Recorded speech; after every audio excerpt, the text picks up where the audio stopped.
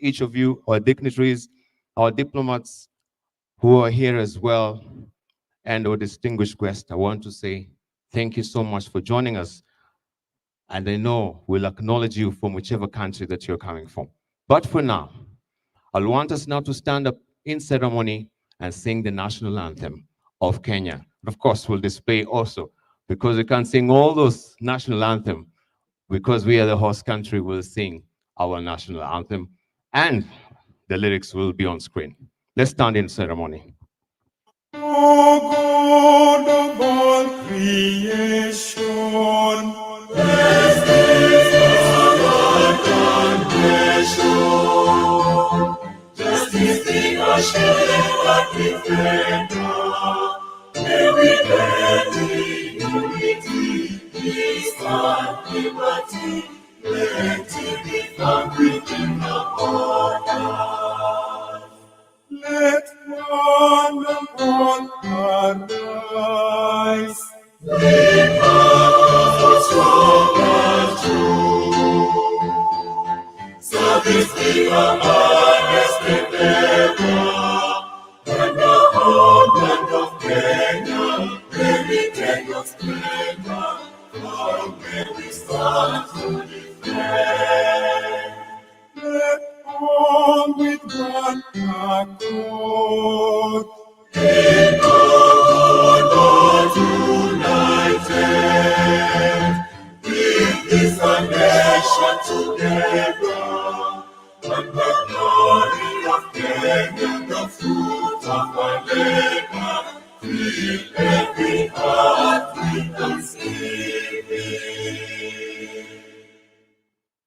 As we're still upstanding, we want also to just stand in solidarity with the country of Malawi right now, who are mourning the passing of the vice president, that is His Excellency Saulos Chilima, in a very tragic accident that happened.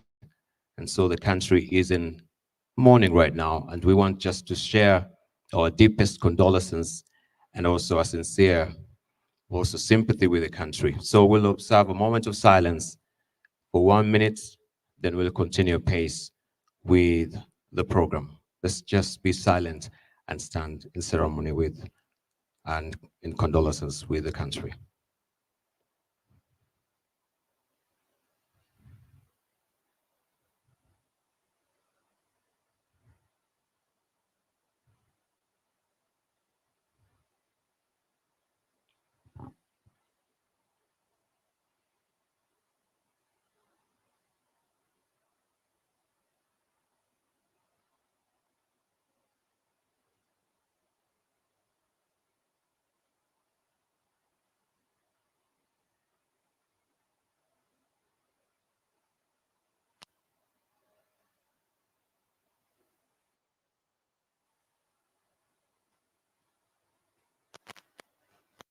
Indeed, and may the good Lord be with his soul in the good place that he has received him, on the 9 victims of that particular tragic accident that happened in Malawi. I will invite us to take our seats, even as I call upon now Mercy Jeruto from Argyle Hotel to just come us and give us a brief if she's here. Mercy Jeruto, all right?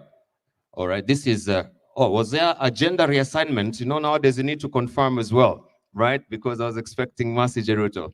Right, Alfred is here to just give us a brief to tell you about the security details, where the washrooms are, if at all you actually caught short of yourself, where you can have the cloakrooms as well. Welcome. Thank you so much. Good morning, ladies and gentlemen. My name is Alfred, and on behalf of Argyle, I would like to warmly welcome you to Argyle. Feel free, feel safe, feel welcome. And I'm just here to assure you of your security and safety.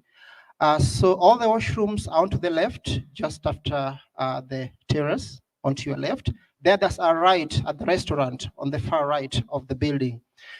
We've put measures in place just to ensure that everybody is safe. We've got CCTV cameras covering almost all the public areas in the place.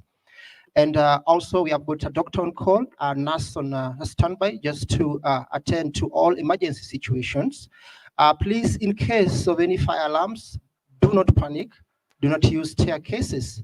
And we've got all fire assembly points at the front side of the hotel and also at the back side. Also very wary of terrorist activities. So please, you know yourselves better than I do. So please be your brother's keeper, be your sister's keeper. And like I always say, please, whenever you see something, say something.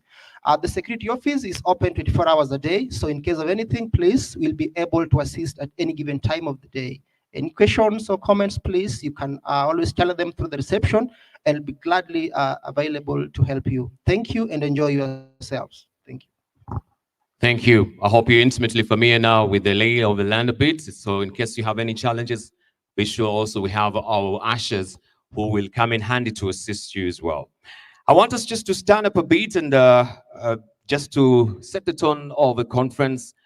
There's an exercise which is a tool of trade that I normally do everywhere I go, and I'm facilitating to make sure that we are alerted throughout the conference, just briefly. So I will just ask for indulgence. We stand up a bit and try and have an icebreaker so that we can be free for the conference, not sober mode. I know we're leaders and boards, and we always contort our faces, you know, reading the financial statements, and of course also holding the board meetings as well. Kindly, would we just stand up? I just have a little bit of an exercise. Let's stand up. Let's behave standing.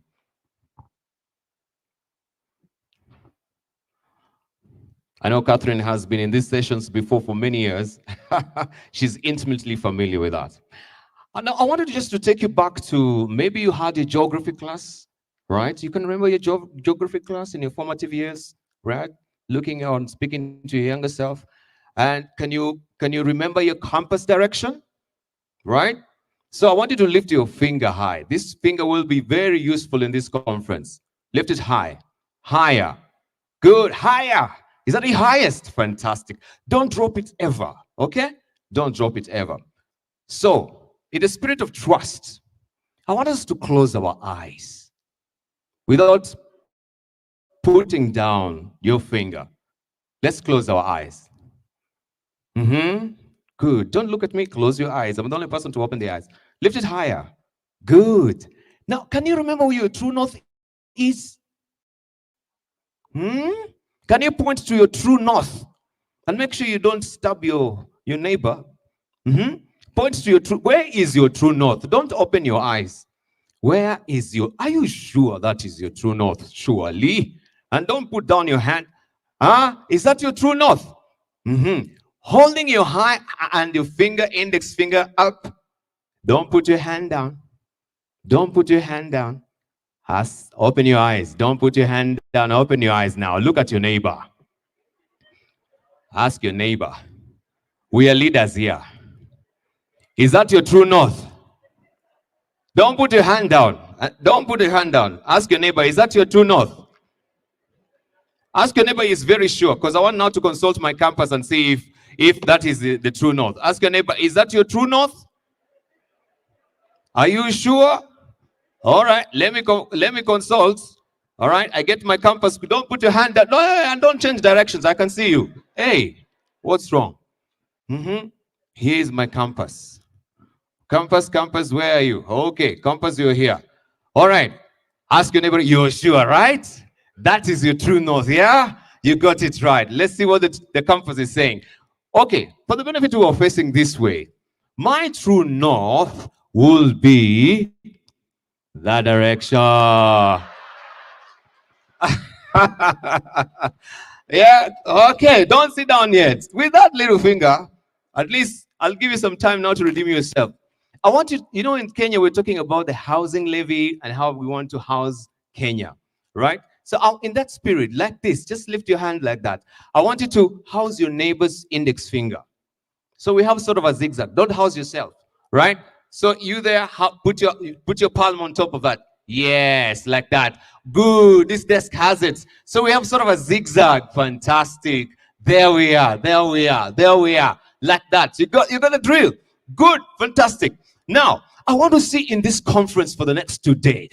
2 days. How agile, how nimble, how attentive, how active you're going to be, right? So what you're going to do is, on the count of 3, I want you to grab that finger and make sure your finger is not grabbed. All right, can we do a dummy run? Yeah, let's do a dummy run so that you get the drill of it. Okay, could we go now? On the count of 1, 2, 3. Grab that finger. Hey, hey, hey. Like, don't be so easily caught up like that. Surely, be active, attentive. Huh? You're alert like a soldier, aren't we? Okay, let's try it again. You got a dummy run. Good. Let's do it. All right. On my count. This is the last time to redeem yourself. Then we sit down. Are you ready? Are you ready? Okay, on my count. 1, 2, 3. Grab it! Okay, clap for yourselves as we have our seats, please. Right? Be bold. Bold actions, bold results. They'll give you wonderful results. Ladies and gentlemen, even as we want just to set the tone for this conversation, because this is going to be a very intensive conversation we'll have this morning. I want to take you back briefly to Switzerland.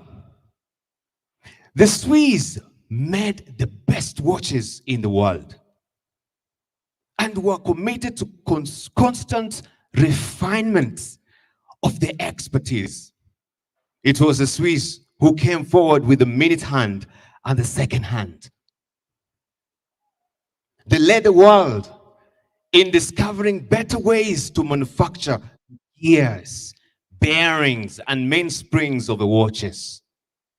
They even led the way in waterproofing techniques, self-winding models. I know you have good watches. This morning you can look at it. By 1968, the Swiss made 65% of all watches sold in the world and laid claim to as much as 90% of the profits. By 1980, however, they had laid off watchmakers, thousands of watchmakers, and controlled less than 10% of the world market. Their profit domination dropped to less than 20%. Between 1979 and 1981, 50,000 and 62,000 Swiss watchmakers lost their jobs. Why? Why? Because the Swiss watchmakers never took a bold action. The Japanese came up with a new model and they told the Swiss watchmakers, hey, time is up. We are past this junction. Time is for the digital watch. And you know what happened? The digital watch took over. And that is the essence of bold action. If you don't take risks, if you don't change your strategy, if you don't change and design the moment of the times, then you're bound to lose on your margins. Always be keen as a leader. What is the seasons and the times that we are in business? And this is where I want to be also very discerning and welcome here all of you and acknowledge all representation of the countries that are here. MLC is known, of course, to be the voice of Africa when it comes to leadership. I just want to receive our brothers from Rwanda. Rwanda, where are you? Yeah, you can stand up, yeah? This is where it all began. Clap for them. Yeah, this is Rwanda. Our brothers from Zambia, where are you? Zambia, Zambia. We want to see your face. Where is Zambia? Zambia? Zambia? Where are you? We're still clapping for you. We can't see Zambia. Maybe they're somewhere in the cloakroom, right? We'll see them here later. Our brothers from Uganda. The Pearl of Africa. Thank you so much for coming through. We really acknowledge you as well. Sierra Leone. They're here as well. Good to see you. Ghana. Yay! Ghana is here as well. Malawi. Oh, yeah. Oh, we stand with you even this trying moment, and thank you for being here with us as well. Sierra Leone, I mentioned France, yeah, all the way beyond the borders as well. Burkina Faso, the land of the upright man. Yes, good to see you. Cote d'Ivoire, watoto wa Mungu bako wapi? Children of God, Cote d'Ivoire. Right, they're on the way. Tanzania. Jamani, ndugu zetu wako wapi? Right, this is Tanzania. Switzerland. Yay! A round of applause for them. Ladies and gentlemen, thank you so much, and we really appreciate you. Once more, hearty welcome to all the countries that are represented here. And if at all you're here and I've not mentioned your name as well, we shall acknowledge you later. But for now, I want to extend my time now to... Oh, yeah! You see, we are that humble. This is the epitome of humility. But Kenya, where are you, Kenya? Yay! This is Kenya. Oh yeah, thank you. All right? How could I forget our own people? But as I said, this is the epitome of humility. Ladies and gentlemen, I have known this lady to be the most dedicated lady in all our work, impassioned, fully given. Excellence is what you can tell suits her to the ground. Very refined. She's the founder of Dorian Associates LLP, a firm specializing in governance matters and commercial legal consultancies. Prior to founding Dorian Associates, Catherine worked for Kenya Shell Limited, now Vivo Energy Kenya Limited, as a company secretary and head of legal for over 15 years, during which period she managed the legal functions of cell operations in Kenya, Uganda, Tanzania, Sudan, Eritrea, Ethiopia, Morocco, Egypt, and Tunisia. She has served as chairman of the Institute of Certified Public Secretaries of Kenya, ICPSK, and also sat on the Council of the Corporate Secretaries International Association, which is a global body bringing together governance professionals. She also consults for the IFS. And I know the list goes on and on. She's been very pivotal in making sure that integrity is enshrined in this country. Very integral in corporate governance, also the Capital Markets Authority here in the country. Very integral also in Mwongozo Code for the state corporations in this country to make sure that at least ethics is enshrined in all our practices, and she lives it herself. Kindly make me welcome Catherine Musakali to come on the stage to give us opening remarks and welcome you officially. Thank you so very much. Thank you.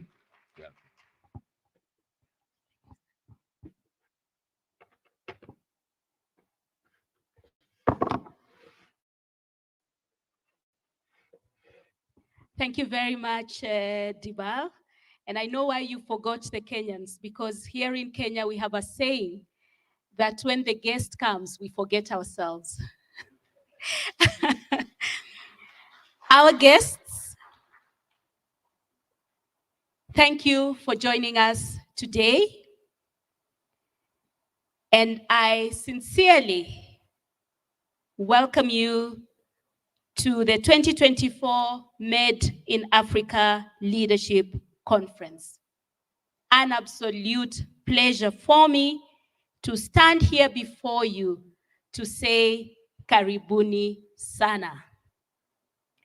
But before we begin, and I want to go back to where Dibal started and just say a few words about the late Vice President of Malawi. On behalf of the board and the staff of BCA, our sincere condolences for the terrible loss of life suffered crash.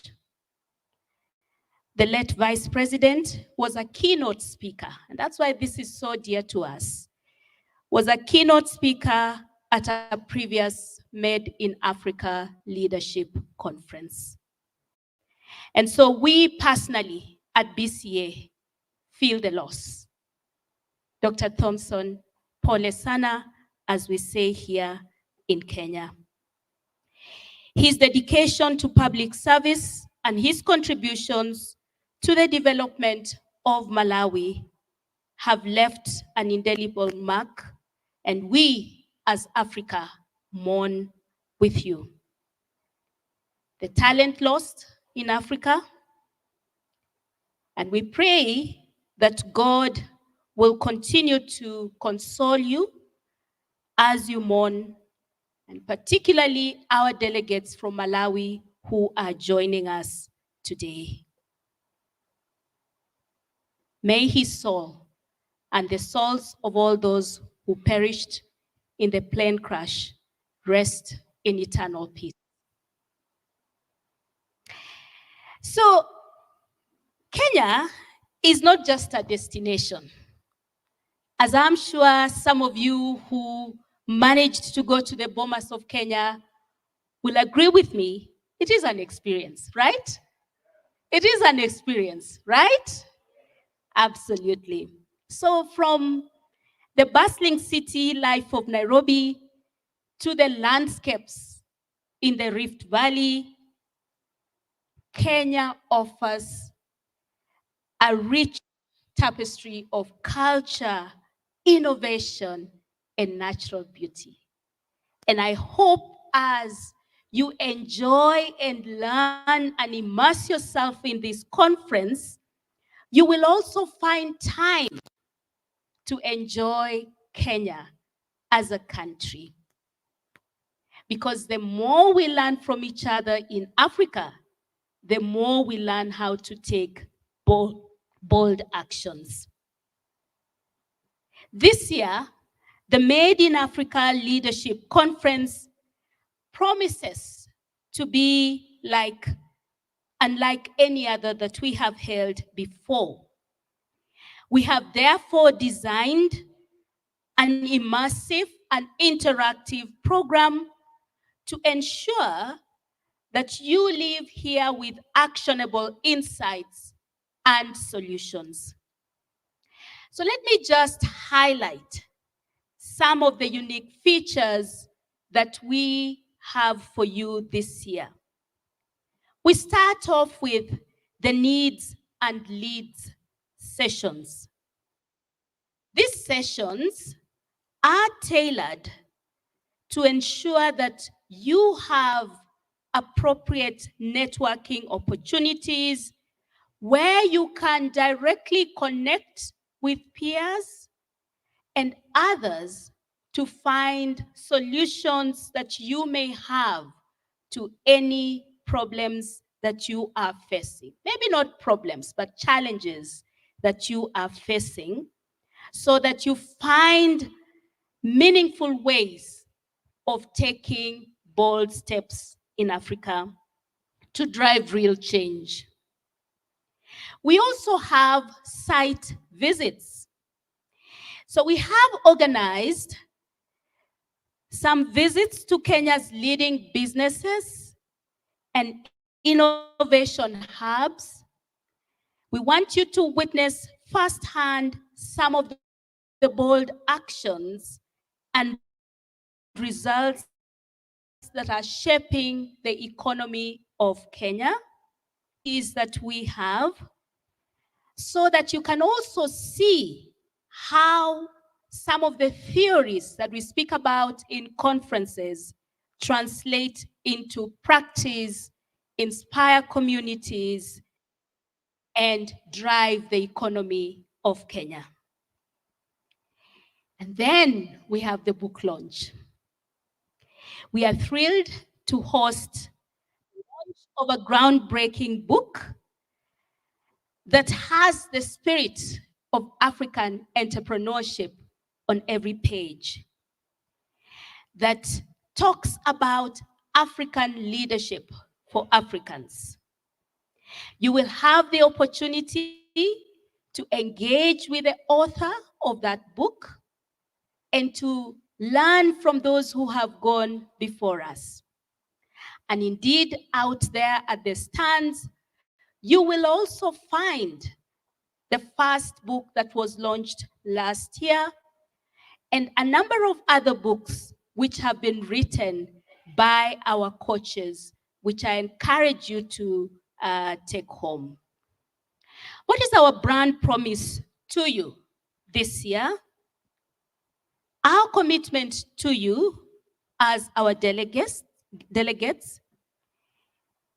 is clear and unwavering.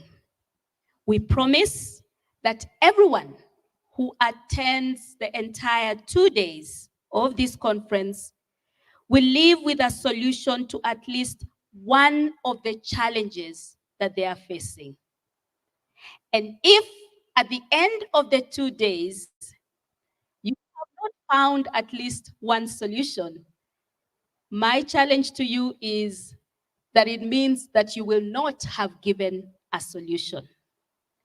What that means is that each one of us here is expected to help each other to take bold actions, bold steps in developing our motherland, our Africa. As we embark on this journey together over the next 2 days, I encourage you to immerse yourself fully in the experience that you will be having. Engage, question, network, explore, have some fun. For God's sake, have some fun. Let Kenya's spirit of innovation inspire you, and let the sessions of MLC equip you with the bold actions that we desperately need here in Africa so that we can deliver bold results. Before I end, I would like to introduce to you the board of BCA and the CEO of BCA. So I'm going to ask them to be upstanding so that you can know who they are, and in case you need any information about BCA, you can speak to any one of them. So could the board members who are here please be upstanding? And I'm going to do something unconventional. I'm going to just say good morning to you. So may somebody please just pass the mic for me. I will start with our deputy man, Wilton.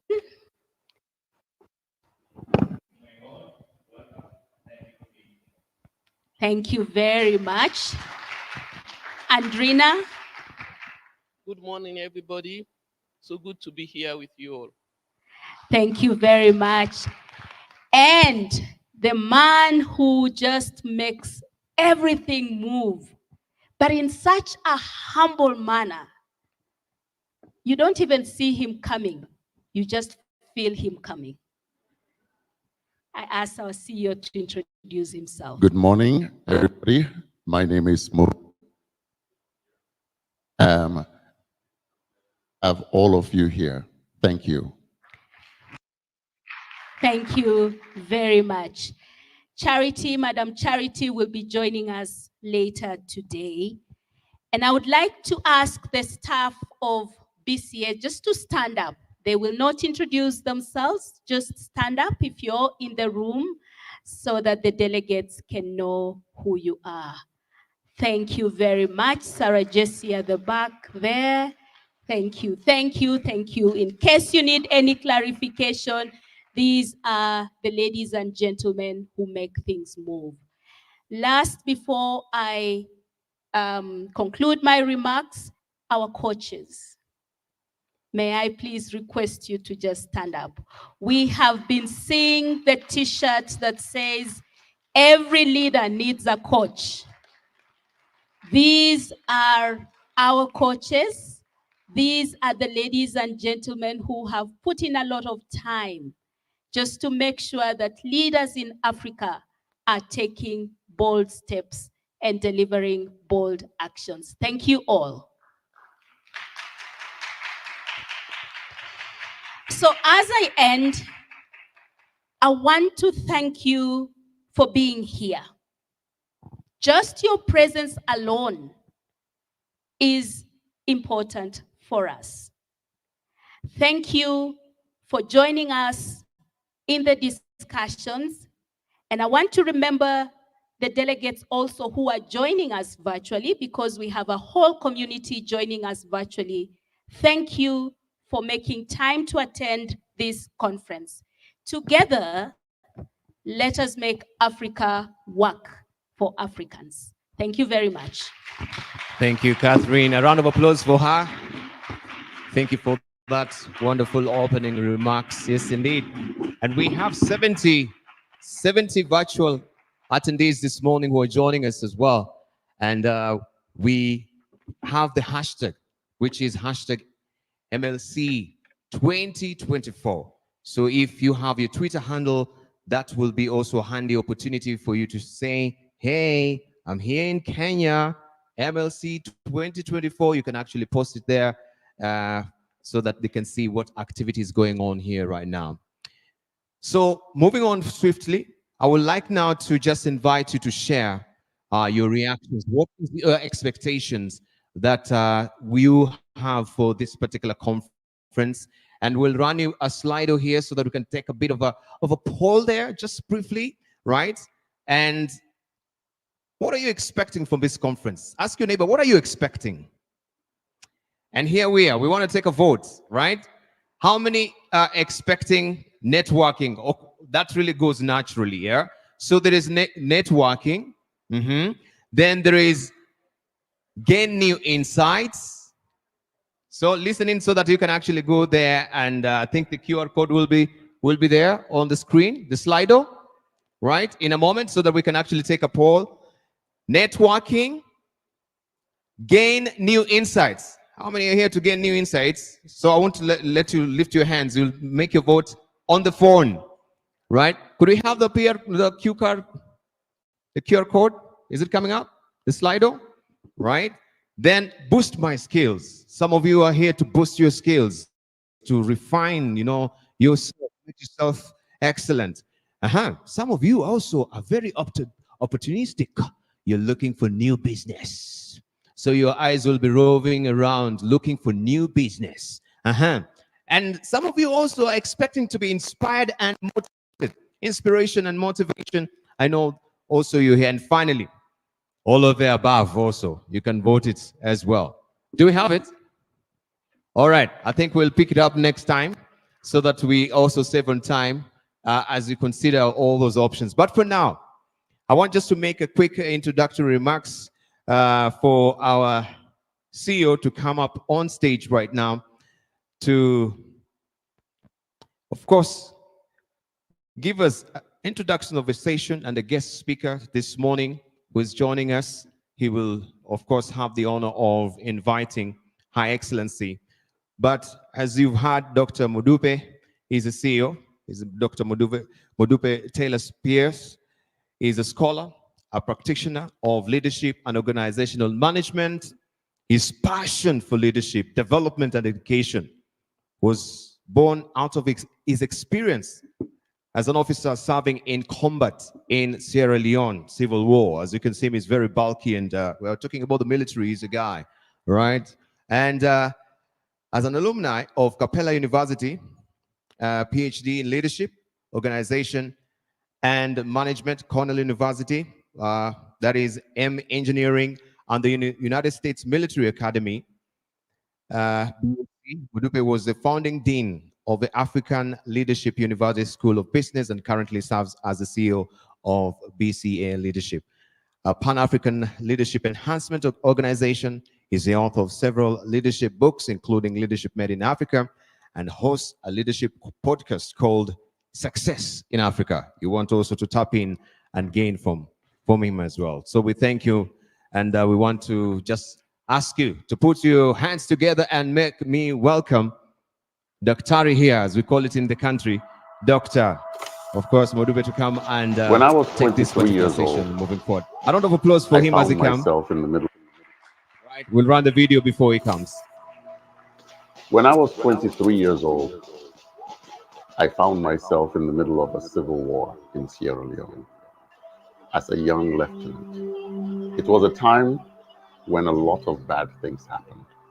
But one of the things that I came to realize very quickly during the war was that when officers made poor decisions, their people died. When leaders make poor decisions, their people lose their livelihood. And as a result, I became passionate about what it is that makes leaders make good decisions or bad decisions. BCA exists to solve the problem of leaders who do not have regular access to the two vitamins that they critically need: peer learning and executive coaching. We cannot wait for a non-African to come and solve our problems for us in Africa.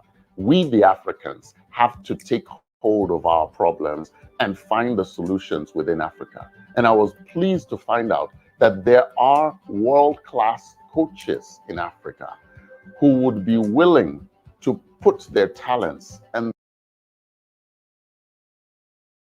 their service like this. So today, BCA is a network of over 40 world and individually provide. We're just getting started.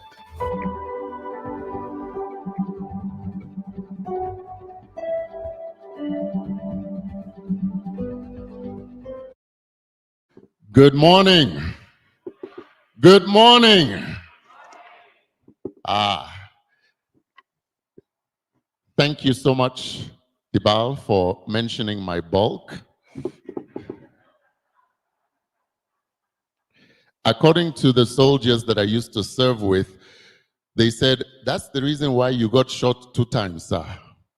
Because it wasn't hard to figure out who you were on the battlefield.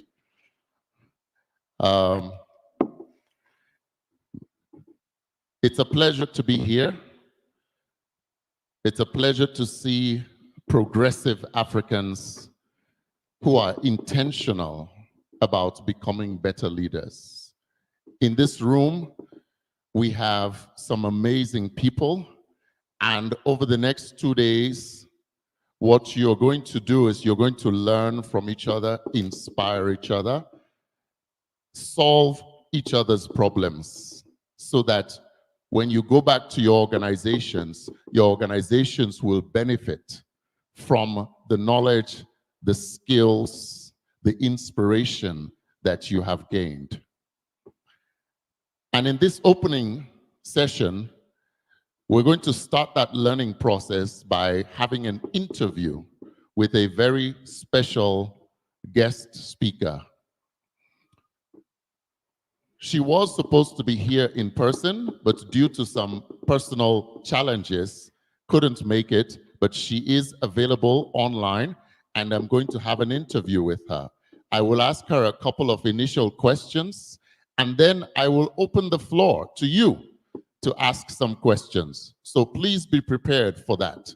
We will do that over the next 30 to 35 minutes.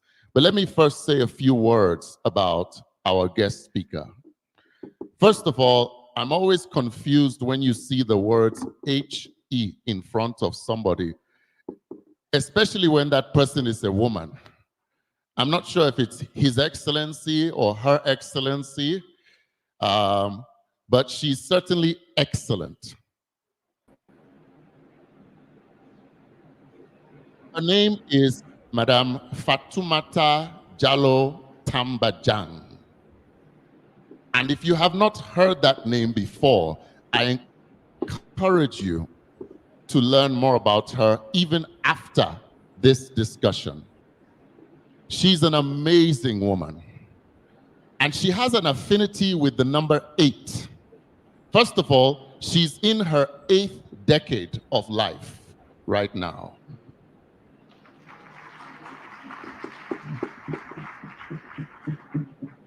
Second of all, she is, and she was the 8th vice president of the Gambia.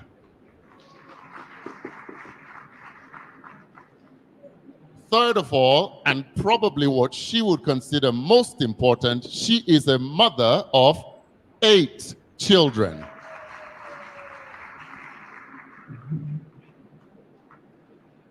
Now, I don't know whether there is some special code attached to the number 8. I've heard that 7 is the number of completion. Maybe 8 is the number for those who are overachievers. But she's a courageous woman. She is highly educated. She's been educated in both Anglophone universities and Francophone universities. She is a former executive of the United Nations, as well as a former minister, and of course, a former vice president. So, ladies and gentlemen, please join me in giving a warm round of applause for Mrs. Fatoumata Jallow Tambajang.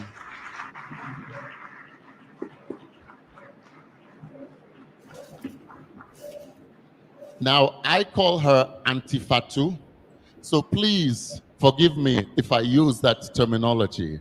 Auntie Fatou, you are welcome. Thank you. Let us check the audio. Auntie Fatou, you are welcome.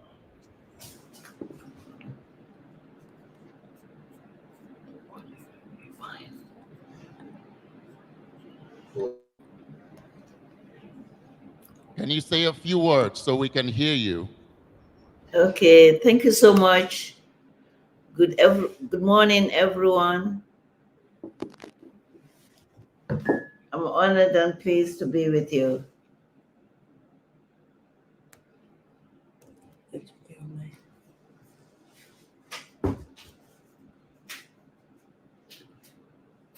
I may have mentioned that she's in her 8th decade. Within our community, sometimes we call those people BBC. But I'm quite confident that we will get the audio back very soon.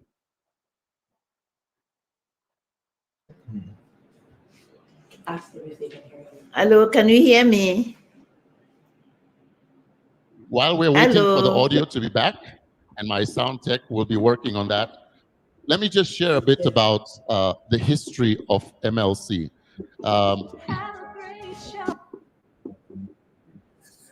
We're good? Hello, can you hear me? Hello, can you hear me? Yes, we can hear you. Thank you very much. It is good to hear your voice, Auntie Fatou. Okay, good morning, everyone. Okay. Good morning. I feel so I'm going to honored and start very... with...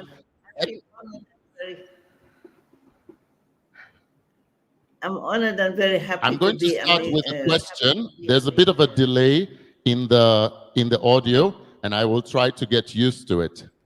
Now, we know that you are a former vice president.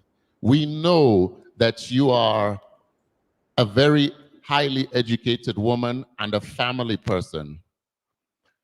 The theme for this conference is making Africa work for Africans. But when you spoke to me, you said that for that to happen, Africans need to be ready to work for Africa. Can you please explain a bit more about what you mean in when you turned those words around?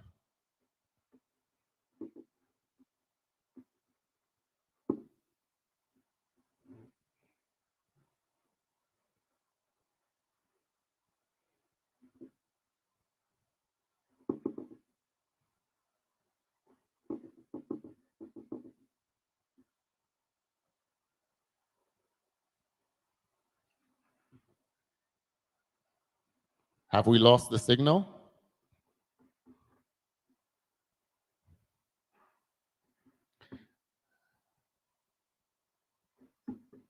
Okay, it looks like we lost the signal. I apologize for that. We'll try it one more time, and if it doesn't work, we do have a backup, a pre-recorded video from her. No, just hello. Hello. Ah, there you are. Apologies for technology. I'm very happy and honored to be in the midst of so many African brothers, sisters, and I can even say sons and daughters, because that's what we know, that's our value system. Can you hear me? Yes, we can. Okay. So my prayer is for God to continue to bless the organization, BCA, to bless African leaders, including the emerging leaders among the young people, including women. Now I wait to answer some of your questions. I will do my best. As you rightly say, every leader needs a coach. So my inadequacies or human shortcomings, I anticipate will be filled by the illuminaries in the hall. Thank you so much. Question has to do with the way in which you expertly turned around our theme. You said to me that when we say that making Africa work for Africans, that for that to happen, Africans need to learn to work for Africa. Could you expand on that, please? Yes, I think Africa is the mother. And at a certain level in life, a parent would anticipate that the children give back to what he or she has inspired in them, cultivated in them in terms of culture, in terms of education, and also in terms of caring and sharing with other people, which is, of course, our spirit of Africanism. I believe that African has the economic, political, human, and social capital that deserves to be recognized in the first instance and also deserves to be motivated so that they can work for Africa. It is the people who should drive Africa's advancement, and not Africa the other way around. Africa is a continent. It's innate, and we are the human beings, the talent and the ingenuities that should drive Africa's advancement, just as is entailed in the Africa Agenda 2063. Thank you, Auntie Fatu. So essentially, we understand that what you're saying is we should not wait for somebody else to make Africa work, but we as Africans should do that. My second question is related to the sub-theme, which says bold actions for bold results. You are credited as having been one of the brains behind the formation of the coalition that basically successfully contested the 2016 elections. And this was at a time when the Gambia was under the rule of a dictator who, by most accounts, was not a big fan of oppositions. And you still were able to do this. Could you tell us a bit about how you managed to overcome your fear in order to organize this coalition? First of all, before you overcome fear, you really have to critically analyze your areas of fear, the sources of fear, what causes fear. What I did was to, first of all, better understand the environment in which I was going to provide leadership, which is I'm born and bred in Gambia. And I, of course, know that the mentality of people that have been suppressed and oppressed for 22 years, indoctrinated for 22 years, is a different mentality. It sends them to the level where they lose their self-worthness, self-esteem, and of course, they become hopeless. So my fear, first of all, in analyzing the source of fear, I realized that I need to know the mentality, how to really boost the mentality of the people who have been oppressed for 22 years. I needed also to know I was skeptical about the space that would be given to me by a male-dominated society, and more so by male political leaders who have been the landscape of their political parties. No democracy. We were calling for democracy, challenging, asking, questioning democracy from the point of view Yahya Jammeh, who have stayed, who we have elected to serve us, but became our master, our prince, and our king. But yet I realized that there was no opportunity for the political leaders also to democratize their political parties. The leaders remained leaders for 22 years, just as Yahya Jammeh. The second source of fear was the religious point of view. I'm a Muslim. 90% of Gambia is Muslim. And I know there are religious barriers because of ignorance that does not give space for women to provide political leadership. But of course, with my understanding of the little understanding of the religion, coming from a religious background, I had read the Holy Quran, little bit of understanding of the Holy Quran, and I used all the fear that I had, the sources of fear, after putting them on the table. I started questioning, responding to every fear. One, for the mentality, what I used was to engage the people, not from the top, because the top was the political system by Yahya Jammeh. If I did that, I was going to die even before I went out to speak to the people. So I had to decide, speaking from the background, behind the scene, engaging them in religious ceremonies, marriages, and so forth, just to conscientize them there is need for change, and they are the only people who can influence that change. Then the other political system was just to speak truth to tyrants. I came out and I was in the open air, in public space, occupying, crisscrossing Europe, Africa, everywhere, including Senegal. I knew, of course, that the political leaders would never back off, would never disappoint or intervene in the struggle that we had in the Gambia. My belief was that only we, the Gambians, can change Gambia.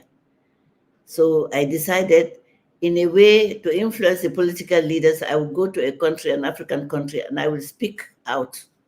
Say, yes, you are all politicians, you are all presidents and vice presidents, but you have a moral accountability to your colleague who has been making us suffer for so many years. Of course, they had my messages because it was on telephone, on different media. And then I also spoke out a lot of times to the Gambian people in open space. Of course, he had junglers who would come for people 2 a.m., 3 a.m., and they disappear in action or they get murdered. If you go www. and look at Truth and Reconciliation, you would see the number of people that he has murdered, people he has incarcerated, people who have disappeared in action, and people who have left the country for greater pastures or for economic, for political persecutions. So I was able to do that. From the religious point of view also, I would quote the Quran, I would read. I would read. And that's why it's important. A leader, you have, before becoming a leader, you really have to be humble to learn and unlearn. So I learned the Holy Quran. I was able to translate some of the provisions that provide rights to women, rights to humanity as a general, and particularly focusing on women in leadership. I had to quote the Holy Quran, where the Prophet Muhammad sallallahu alaihi wasallam gave empowered women to become nurses, to the care and role they played in communities. And so there was no way they can really challenge that because it's from the Holy, I took this, it is a source from the Holy Quran. Then from the point of view, the mentality, of course, the point of view, bringing people together, which is social mobilization. I started from the youth. I say, look, I am in my 70th birthday, 70th year. I don't think I have much to live, even though I'm very, very positive, very optimistic. I said, all these things that I'm doing, and I'm doing it in concert with other people, political leaders and everybody, I said, it's for you. I wouldn't be here for the next 30 years. This is going to be for you. So you have to be engaged. I realized the strength I had in that was that the youths were hopeless, they were unemployed, they were frustrated. So that was opportunity for me to really engage them and help them, support them, because you cannot just talk about mobilizing without really providing them with financial support. So what I did was to deblock, with, of course, the objection of my children and my relatives and friends. I just had to say, okay, I'm going to invest. This is worth investing. Buy old bicycles, support them in their different activities, economic activities, and help them just to counseling, mentoring, went out day and night just to talk to the people. And then I came to the women, started the women, and from the cultural point of view, I said, you can no longer be in the back seat because you are the people who are suffering. Your husbands have been murdered, they have been incarcerated. You just have to start that emotional intelligence, using the emotional intelligence to be able to galvanize support. And then from there, I came to the top, the political leaders. They were having meetings here and there. I studied the situation. I said, this is not going to go far. I went, engaged them.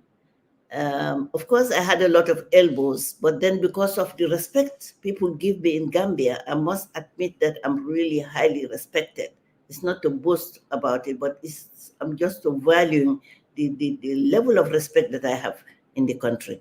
So because of the respect I have and because of the interrelationship that I have, social relationship that I have with people, being humble is very important. Not because I'm boasting, but being humble would allow you to know people better, to have network, and to have the support system that you need from the social capital point of view. So I penetrated the men's, I broke the barrier. And I said, the men told the men political leaders, here I am. And I am not moving until we change Gambia together. I am not moving until I make you understand that you are at the service of the people. You are no different to Yaya Jammeh because you have been here for 22 years, and Yaya Jammeh has been here for 22 years. And perhaps one of the reasons why Yaya Jammeh has been here is because there is no democratic system in your own political parties. Every one of you wants to be a president, and there is only one chair. I don't want the presidency. I am coming as a senior statesperson. I'm coming as a mother because my children, whether they are my biological children or they are other children, African women, all children are our children. Our children are dying in the Mediterranean Sea. Our children are going out. Their children are hopeless and they are just frustrated. There is mental health everywhere. I say, look, I'm coming. I'm standing for Gambia. I'm not standing for myself. I'm standing for Gambia. And you need to give me space. Well, through diplomatic, also diplomacy is very important, through preventive diplomacy, and also knowledge and competence and the expertise, the little expertise that I have, I was able to bring them together. We talked about it with the political leaders. They gave me space. Eventually, they supported me. Actually, they left everything to me, even though I delegated. But at the end of the day, I became the chairperson of the National Coalition 2016 that ushered change in the Gambia after 22 years. So this is something you have to be bold. You have to, first of all, have a vision in life, and you have to be bold. Fear is something that kills. If you fear, it makes you worthless as a human being. It doesn't give you the opportunity to realize, to unleash the potential that God has given you. It makes you secluded, and it finally makes you a bad citizen. So these are some of the strategies that I use to overcome my fear. And eventually, I became the voice of the Gambia. And 2016, even His Excellency the President, who is now the President, I remember sometimes when we go, I was in the courts, I was in hospital, I was everywhere, because the people who were beaten and murdered, I had to really take the little I had and mobilize other resources to go and help their families. Children, young people who were victims of Yahya Jammeh, I had to engage them, speaking to them, sharing the little that I had at the time. I even sold some of my properties just for Gambia, and it's worth it. I'm not repeating it because of I want to boast about it, but because it's necessary to know as a leader, you need to serve. When you want to serve the people, you're serving them, including investing in them, because charity begins at home, and you have to also be a leader by example. So finally, I remember the president telling me, the current president, His Excellency Adama Barrow, each time we met, he asked me the question, you don't fear? You don't fear your life? Because I've been in some gatherings and they are saying, well, there is no time, little time left that this woman, we are going to arrest this woman. Because if we arrest the woman, the coalition will not go. I said, well, I said, I used to call him my brother. I said, my brother. I said, when I have heard what you told me, what you're telling me now, but I haven't heard God's words, because I'm very, I'm very, how do you say it? I'm very, come on, Apelsa. I'm very religious in terms of, I'm a practical this thing. I not just speak, but I practice. And I believe in my religion, because I have read in the religion, even where God is saying in Surah Al-Baqarah, if you are an audience to atrocities, you are audience to bad governance, tomorrow, me, God, the Supreme, is going to judge all of you equally. So from that source of inspiration from the Holy Quran, I started to stand up for Gambia. So His Excellency, the President, we will go for, I said, tomorrow we need to go from the rural area to here, we really have to go for manifestation. We have to go and protest. He said, oh, you're going to protest? I said, I'll be in the forefront. If I am going to be a sacrificial lamb, let me be the sacrificial lamb for Gambia to have change. But there is need now to come for us to have change. So we mobilize the women. We use our cultural practices like broom. We bought the brooms of all Gambia. We were sweeping. We say, yeah, Jama, we no longer want you. We are going to sweep you. We are going to put ashes behind you so that when you leave this country, it's going to be for good. These are cultural practices that we forget, but they're very effective. Then we had this calabash, small calabash. We'll put water in buckets and we'll be drinking the water. When I drink, I'll give my partner to drink and so forth, which means in Africa, after eating so much, you don't have to wait for made in Africa. When you are eating with your children in one bowl, you don't wait. My mother would tell you, don't never stay on a bowl as an adult until you see made in China or made in Africa. That's the bottom of the bowl.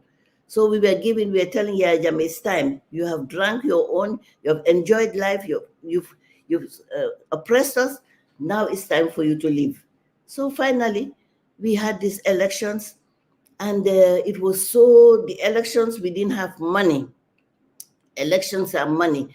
Nobody wanted, people didn't have it. 22 years, people became poor and poorer, even those who had invested abroad instead of investing here.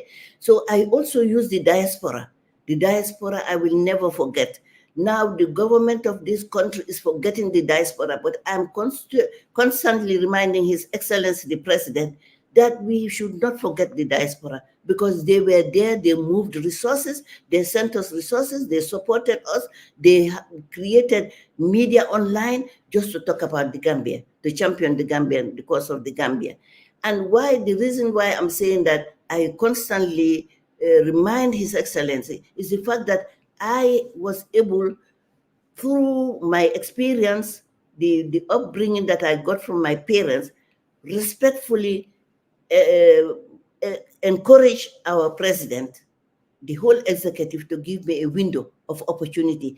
Because I stand for Gambia, I need people than people need me. So I created that opportunity to be speaking to His Excellency. When there is crisis, he calls me. Up till today, he calls me, say, oh, there is crisis somewhere. I will tie my wrapper and go. Even if I'm sleeping, I'll wake up. When they came, we had an agreement. 3 years. After 3 years, we were going to give up. Actually, before that, let me tell you that when we were organizing, establishing cabinet, we supported him to create a cabinet. And he said that he wanted a vice president. He wanted to take the political leader, opposition leader, to be the vice president. I say, Your Excellency, if you listen to my advice, you are coming from this party. You cannot bring a vice president, you be a president, even though you are now independent. He resigned from the party and became a president. I said, but really, professionally and psychologically, you cannot bring somebody from the same party, even though you have left. It cannot be a vice president. Let's find another vice president. So instead of thinking about myself, I recommended another lady, because I wanted him, for us to follow the pattern of having a male president, and a female vice president. Because we cannot fight for the men, fight for our country, and then when it's time to rule, to govern, and help our people, put them in the right state of mind and the destiny, well-being, you find all men occupying the positions. So he didn't want the lady. I said, okay, you find. Eventually, donors and international community and the Gambians said, well, I think you should be the person. So eventually I became the vice president. And during my vice presidency, I stayed just for a short while, and I was removed on political reasons, not because I was corrupt. I never wanted to be corrupt. Temptation was there, but I never wanted to be corrupt. One, because I'm a Muslim. Two, because my parents are honest. They raised me up not to be wanting. And two, because I'm standing for Gambia. I cannot really feed my children with something that is for Gambian people. So for this 1 year that I was there, Thank you so much. Wow. Wow, wow, wow, wow, wow. Amazing. Amazing. So many takeaways from that, Auntie Fatu. You know, I've learned already that, you know, you have to be willing to make sacrifice. You have to be humble. You have to almost not be a threat in trying to do that. So much.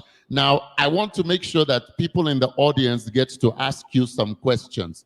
We have very limited time, so I will take just 3 questions from the audience or comments, and then you can respond to all of them. So please, Auntie Fatu, just take notes of each of the questions, then I will come back to you. Is there anybody in the audience that has a question for Her Excellency, Madam Tambajang? Okay, at the back. Please introduce yourself, your name, your country, and then ask your question. My name is Jenga Murimi. I come from Kenya and representing a platform for African professional facilitators who are coaches. And Madam Patu, thank you so much. That is such an encouragement. You came from the UN in a small country, so I'm sure people could see you. What would you advise women who are sitting here and who are watching, who are in countries where there is bad governance, and the mothers are crying every night because the children have nothing to eat, and they would love to move from where they are. The women don't have high profile, and I listened to you talking about you need to be bold, you need to be courageous, you can connect with your faith. But what would you advise such a woman in the middle of Uganda, for example? She's hurting, her children are hurting, they have no houses, they have no food. How can she take, what kind of steps could she take, like you did, to sweep and to pour the ashes? Thank you. Thank you. Thank you. That's the first of 3 questions. Let's go to the second. The second, we're asking the questions in a row. Yes? My name is Simon Nyambo from Uganda. I'm here with my wife Nancy. And my question to your son excellence is that you know that in Africa we're very good dancers. Possibly in Uganda we're some of the best dancers. But my question to you is simply, as leaders, what is the time for the best of us dancers to lead the stage? Thank you. Thank you very much. So the second question has been asked, which is, what is the best time for a leader to leave the stage? The third of 3 questions. Good morning. My name is Zumundi Alo from Kenya. I am the founder and CEO of Flash Credit Africa. I have a question from my wife, on behalf of my wife. I want to ask, how do you balance between public service and family? Because I heard you had 8 children. How are you able to do that? Because we have a 2-year-old and my wife is a banker. So at the beginning, she was always like, she wanted to leave her job and take care of the family. She's very feminine and a homemaker. She's perfect at the home. So it's something I've been thinking about. How do you do that? How do you take on public service or, for example, corporate work and balance it with the family? Thank you very much. So Auntie Fatu, you have 3 questions. The first one is, what is your advice for mothers in countries that are, you know, not being well governed, whose children are starving? Number 2, what is the best time for a leader to dance off the stage? And number 3, how do you balance being a wife, being a mother and a wife, and being a professional woman? Over to you. Okay. From my daughter's question, you need to mobilize. Mobilize as women, include, of course, youths into the mobilization, try to identify economic activities, if it is entrepreneurship or whatever, agriculture, wherever sector you are in, try to mobilize, because government will never feed you. What government can do is to provide the enabling environment. That's their responsibility. But feeding your children, you have to work hard, improve your productivity, have some income generation, and of course, work together as groups. And then through that work or that grouping, you need to really find people who are interested in helping you, to support you in, maybe in adult literacy, numeracy, and also leadership.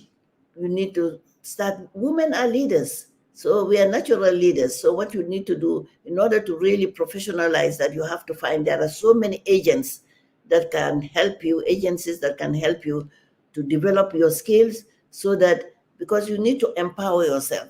What do you want of life? You are poor. How do you want to leave your children poor? What type of legacy do you want to have? So you have the determination, has to, the courage, determination, and resilience, which God has given us, is something that you really maximize, so that you can come together and gradually try to become community leaders. In your groupings, have community leadership, and from there you go into regional leadership and national leadership. But you really have to. We are behind. We are behind one thing, because the illiteracy rate in Africa is small, among women is higher. So, but we are more educated than even those who are literate, some of them, because we know our issues. Women, you go to the rural women, they know what they want. So you have to look at those barriers shouldn't be barriers. Use your knowledge and your skills and your determination, resilience, and courage to penetrate wherever. You can be whatever you want to be, but the determination has to start from you. Second, when does a leader want to leave? When does a leader need to leave the stage? I am saying that is the people. It is the people. We cannot blame the leaders. The citizens are responsible and also mutually accountable to ensure, to tell leaders that enough is enough, because we vote for them. Especially women, we mobilize, we cook for them, we clap for them, we dance for them. But when they sit in their positions, do they even know whether your children are fed or not? They don't know. So what you need to do, it is the electorates. We need to have civic education. We have to have mass mobilization. We need to have political awareness, political maturity, to make our leaders know that we are their leaders. Every vote should be put, a human face should be put on every vote. My vote, I'm voting because I want my well-being and the well-being of of the population of Gambia. So your vote counts. When it's time to vote, go out and vote for the right people. Africans are not voting for the right lead. We are not voting for leaders. Most of the times we don't vote for leaders. We vote for rulers. They stay 5 years. After the first term, they start to show us another color. So it is the people, the citizens. We must have political maturity. We must be determined. We must be engaged. You cannot sit in your house and have change. And you cannot sit. If I become a president and I don't find anybody challenging me, I would maybe sleep. I'm not that type of person, because I know time to live, time to live. When I was in the UN system for 22 years, I realized my country was in trouble. I left my United Nations lucrative job. High up there, I left and sacrificed and came back here. You have to change.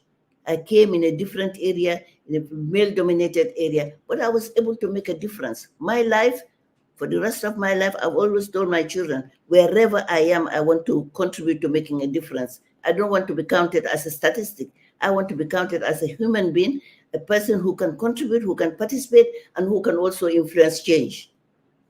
So for your wife, my son who is talking about the wife staying at home, I know you are very happy about that, but you are not helping her. What you need to do is to really see how best you can support her to have maybe a younger lady who can, or a mother in the family to help her, nurture her, take care of the daughter while she concentrates to work. Even though we multitask, we are built on multitasking. You cook and do everything in the family. What is important, that banker, that wife of you, the banker, is a great talent. So as a mother, I would like to encourage you to find somebody in the family who can shift with her, help her with her children. I was able to have 8 children because of the social capital, the social support that I have. My mother and my father, my sisters and everybody, they knew I was determined no more. When I was my first marriage, when I was young at age of 16, I was full-time housewife, but I decided, I said, this is not the life for me. After 5 years, I got divorced, had private studies on my own, putting my child on my back, going back to school, and that's eventually how I went. I was supposed to be a medical doctor, but in the end, I became a diplomat. I became a development practitioner, and I'm a bilingual. I speak more French than English. That's why maybe you don't even hear me speaking good English. But I wanted to have a change, and you cannot change when you don't. Change has to start from you. So I changed, and today my husband passed away in 2007. He left me with 8 children, but I was able to tie my wrapper, educate them. Most of them are masters holders, not because I'm boasting. It's just to inspire you that life must not be just at the 0 point. You have to have a plan. You have to have a vision. You have to have a goal. You have to have strategies, and you also have to have that support system to help you, so that when your wife becomes works hard, doesn't get late at work, doesn't get children every year, then you see she will be promoted. At the end of the day, she will always bring that back to the house. What women have, they say, if you educate a woman, you educate an entire nation. You educate a man, you educate only one single person. The African men, when they get it, they go and get second wife. Wow, wow, wow, wow, wow, wow, wow. Ladies and gentlemen, Her Excellency Fatumata Jallo Tambajang.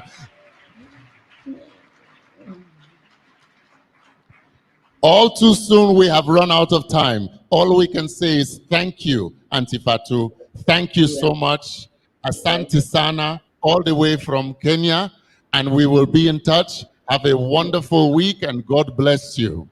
Amen. God bless you too, and everyone there. So you have a mother in Gambia, sister in Gambia, mentor in Gambia, and everything in Gambia. Do not hesitate to keep in touch. For whatever reason, I will be here to support you. Thank you. Absolutely. Thank you so much. Ladies and gentlemen, Madam Tamba.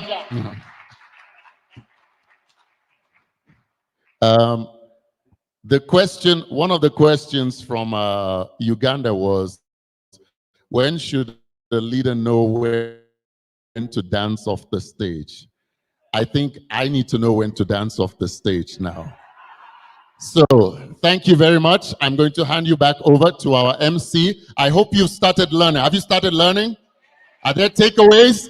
This is a learning conference. You will leave this conference having learned something new, something that is relevant to your organization. We promise you, over the next day and a half, this is the kind of learning that you will enjoy. God bless you. Thank you. A hearty round of applause for Dr. Modupe for that riveting, compelling session. Quite insightful, and we can see the rich repository of knowledge that is coming from High Excellency. And you've picked one or two that you can actually marinate, think about moving forward. Right. I want just to, because I can see now it's time for coffee break.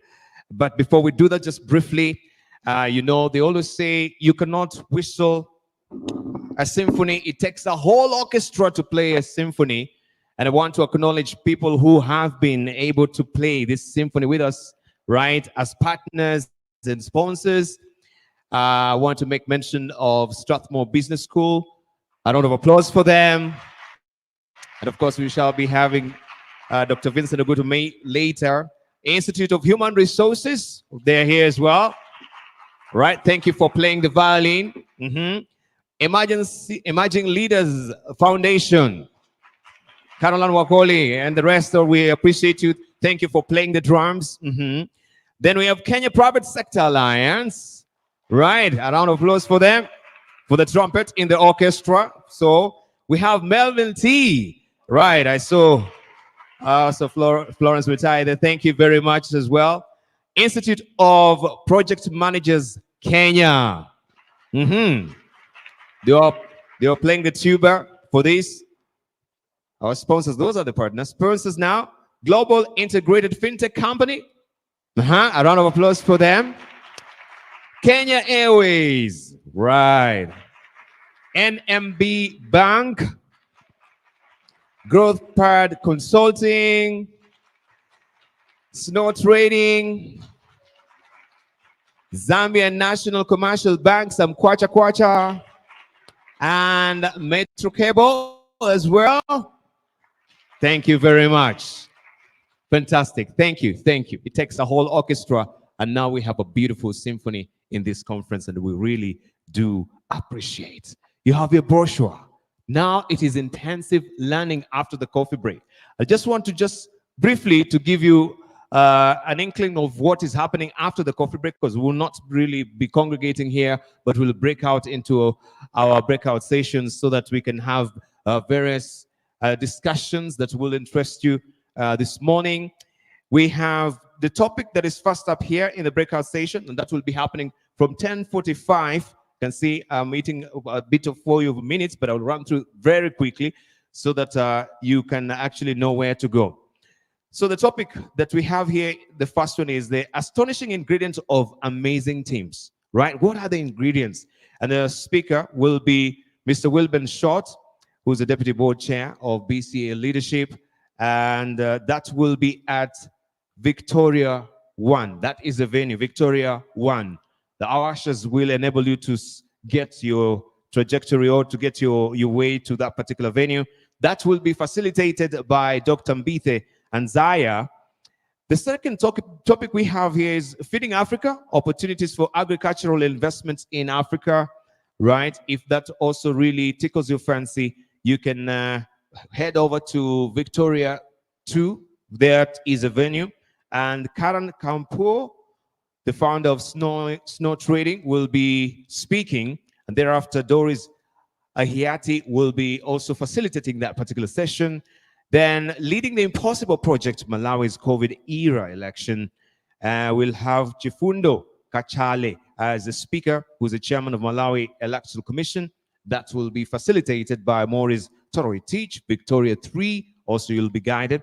And we have also from CEO to CFO, I should say, CFO to CEO, leading the transformation of NMB Bank. And that is Ruth, I should say, Zaipuna, who will be the speaker, Chief Executive Officer of NMB Bank, Tanzania.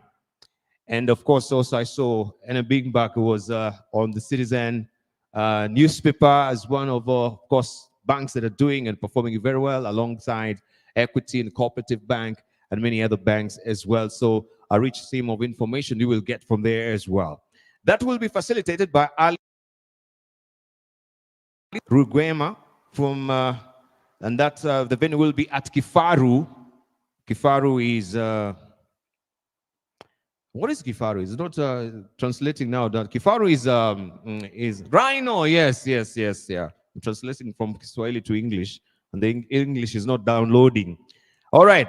So we have topic, the last topic, or the second last topic here. That's hubris, the kryptonite of leaders. Hubris. People who exude hubris, you know them, right?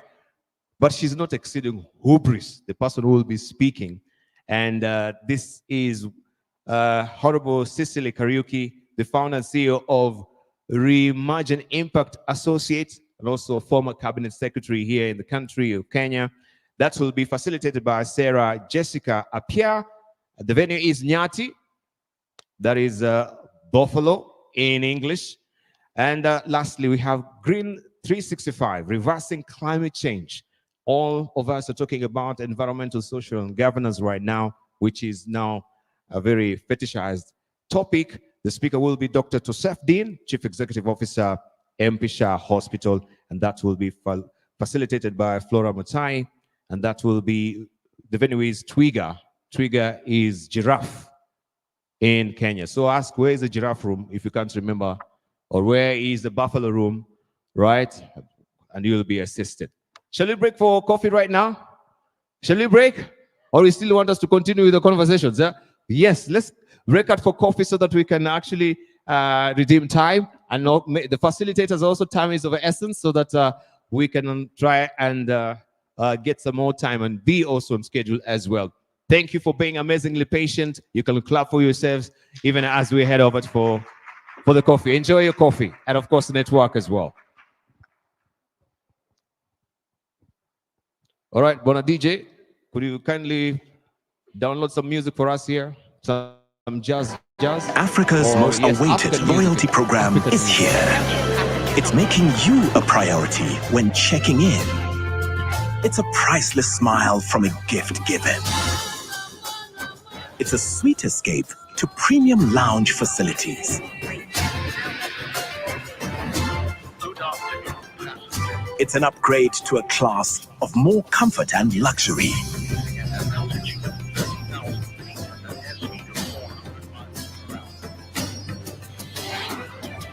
It's picture-perfect trips with a car rental. It's deeper connections through dinner dates.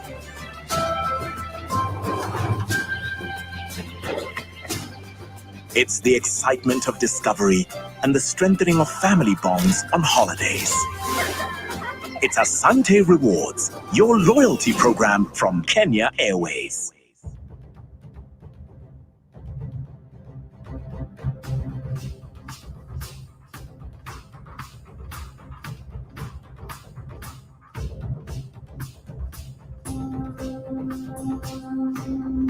Kindly be reminded to carry your belongings, please. Don't forget your belongings, your personal effects, please, for the coffee break, and also the venue, the various venues that we'll be attending. Financial inclusion is critical for equitable economic development. Fintech and its myriad of barrier-lowering opportunities present the Caribbean with game-changing possibilities.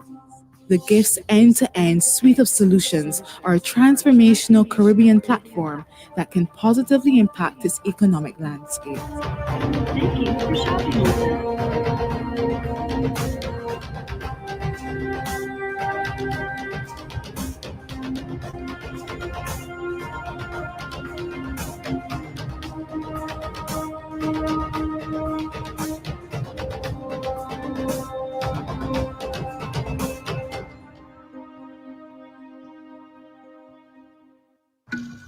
What does it mean to say, go places with Strathmore University? It begins here, with a dynamic and pioneering institution proudly rooted in a rich history. As Kenya's first multiracial educational establishment, Strathmore has been shaping futures for over 60 years. Today, we are a vibrant melting pot of cultures and nationalities from across Africa and beyond, where diverse perspectives fuel groundbreaking research and innovation. Our work is making a tangible difference in communities throughout Kenya and the region. At Strathmore, we are dedicated to thinking and acting globally, broadening our students' horizons and expanding their worldviews. We believe in unlocking their potential to lead and create lasting impact. Welcome to Strathmore University, where together we go places and transform the world through leadership. Africa's most awaited loyalty program is